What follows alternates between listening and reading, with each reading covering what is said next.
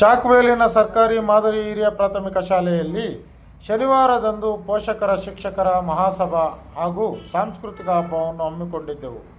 ಪ್ರಾರ್ಥನೆ ನಮ್ಮ ಶಾಲೆಯ ಶಿಕ್ಷಕಿ ವಿಶಾಲಾಕ್ಷಿ ಅವರಿಂದ ಸ್ವಾಗತ ಭಾಷಣ, ಎನ್ ಅಮರನಾಥ್ ರವರಿಂದ ಕಾರ್ಯಕ್ರಮದ ಉದ್ಘಾಟನೆ, ಎಲ್ಲ ಗಣ್ಯರಿಂದ ಪ್ರಸ್ತಾವನೆ ನೋಡಿ ಶಾಲೆಯ ಮುಖ್ಯ ಶಿಕ್ಷಕರಾದ ರಫಿ ಅಹಮದ್ ಅವರಿಂದ ಇದು ಪೋಷಕರ ಶಿಕ್ಷಕರ 3ನೇ ಸಭೆಯಾಗಿದ್ದು, ಈ ಸಭೆಯ ಉದ್ದೇಶ ಪೋಷಕರ ಮತ್ತು ಶಿಕ್ಷಕರ ನಡುವೆ ಒಳ್ಳೆಯ ಬಾಂಧವ್ಯ ಮೂಡುತ್ತದೆ.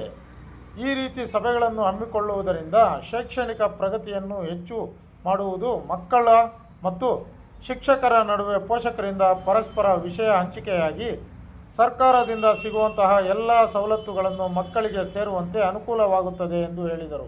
ನಮ್ಮ ಸಭೆಗೆ ಮುಖ್ಯ ಅತಿಥಿಗಳಾಗಿ ಶಿಕ್ಷಣ ಇಲಾಖೆಯ ತಾಲೂಕು BRC ಸಮನ್ವಯ ಅಧಿಕಾರಿಗಳಾದ ವೆಂಕಟರಾಮ್ ಸರ್ ರವರು ಎಲ್ಲ ಮಕ್ಕಳನ್ನು ಸರ್ಕಾರಿ ಶಾಲೆಗೆ ಸೇರುವಂತೆ ಪೋಷಕರಿಗೆ ಕಿವಿಮಾತು ಕೊಟ್ಟರು ಮತ್ತು ಸರ್ಕಾರದಿಂದ ಸಿಗುವಂತಹ ಎಲ್ಲ ಸವಲತ್ತುಗಳನ್ನು ಪೋಷಕರಿಗೆ ತಿಳಿಸಿದರು.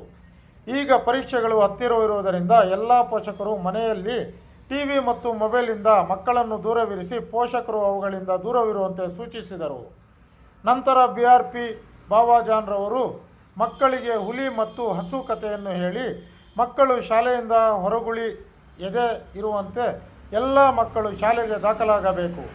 ದಾಖಲಾದ ಪ್ರತಿ ಮಗುವು 18 ವರ್ಷದವರೆಗೂ ವಿದ್ಯಾಭ್ಯಾಸವನ್ನು ಮುಂದುವರಿಸಬೇಕೆಂದು ಹೇಳಿದರು.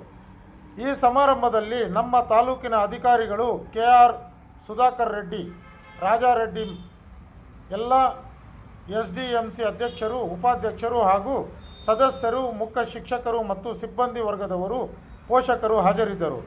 ಮಕ್ಕಳಿಂದ ಹಲವಾರು ಸಾಂಸ್ಕೃತಿಕ ಕಾರ್ಯಕ್ರಮಗಳನ್ನು ನಡೆಸಿ ಮಕ್ಕಳಿಗೆ ಬಹುಮಾನಗಳನ್ನು ವಿತರಿಸಲಾಯಿತು. ಬಹುಮಾನಗಳನ್ನು ನಮ್ಮ ಗ್ರಾಮದ ಮುಖಂಡರಾದ KR ಸುಧಾಕರ್ ರೆಡ್ಡಿ ಅವರು ನೀಡಿರುತ್ತಾರೆ. ಈ ಕಾರ್ಯಕ್ರಮಕ್ಕೆ ನಿರೂಪಣೆ ಸುಷ್ಮಿತಾ ಶಾಲಾ ಶಿಕ್ಷಕಿಯವರಿಂದ ಮತ್ತು ಶ್ರೀನಿವಾಸರವರಿಂದ.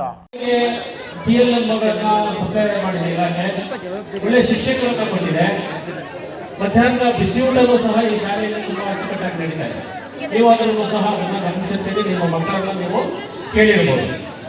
ಜೊತೆಗೆ ಬರೀ ನಾವು ಫೆಸಿಲಿಟೀಸ್ ಅನ್ನು ಕೊಡ್ತಾ ಇಲ್ಲ, ಮಾನಸಿಕವಾಗಿ ಮಕ್ಕಳನ್ನ ಸದೃಢರನ್ನಾಗಿ ಮಾಡುವಂತಹ ಕೆಲಸ, ಮಾನಸಿಕವಾಗಿ ಮಕ್ಕಳನ್ನ ಗಟ್ಟಿಗೊಳಿಸುವಂತಹ ಕೆಲಸ ನಾವು ಇಲಾಖೆ ಮತ್ತು ನಮ್ಮ ಶಿಕ್ಷಕರು ಮಾಡ್ತಾ ಇದ್ದಾರೆ. ಹಾಗಾಗಿ ಪೋಷಕರಾದಂತಹ ನೀವು ದಯವಿಟ್ಟು ನಮ್ಮ ಶಾಲೆಗೆ ಮಕ್ಕಳನ್ನ ಸೇರಿಸಬೇಕು, ಒಳ್ಳೆಯ ವಿದ್ಯಾಭ್ಯಾಸವನ್ನ ಪಡೆಯಬೇಕು. ಇಲಾಖೆ ಉಚಿತವಾಗಿ ನೀಡುತ್ತಿರುವಂತಹ ಎಲ್ಲ ಸೌಲಭ್ಯಗಳನ್ನು ಸಹ ಮಕ್ಕಳು ಪಡ್ಕೋಬೇಕು, ಜ್ಞಾನವನ್ನು ಹೆಚ್ಚಿಸ್ಕೋಬೇಕು. ಹೆಚ್ಚಿನ ಜ್ಞಾನವನ್ನು ಪಡೆದ ಮಕ್ಕಳು ದೇಶದ ಭವಿಷ್ಯವನ್ನು ಸೃಷ್ಟಿಸುವಂತಹ ಶಕ್ತಿ ಮಕ್ಕಳಿಗೆ ಕೊಡಬೇಕು ಅನ್ನೋದು ನಾವು ಶಿಕ್ಷಕರಿಗೆ ಪದೇ ತರಬೇತಿಗಳ ಮೂಲಕ ಕೊಡ್ತಾ ಇರ್ತೀವಿ. ಯಾವುದೇ ಕಾರಣಕ್ಕೂ ಸಹ ಮಗು ವಿದ್ಯಾಭ್ಯಾಸದಿಂದ ವಂಚಿತರಾಗಬಾರ್ದು, ಜ್ಞಾನದಿಂದ ವಂಚಿತರಾಗಬಾರ್ದು.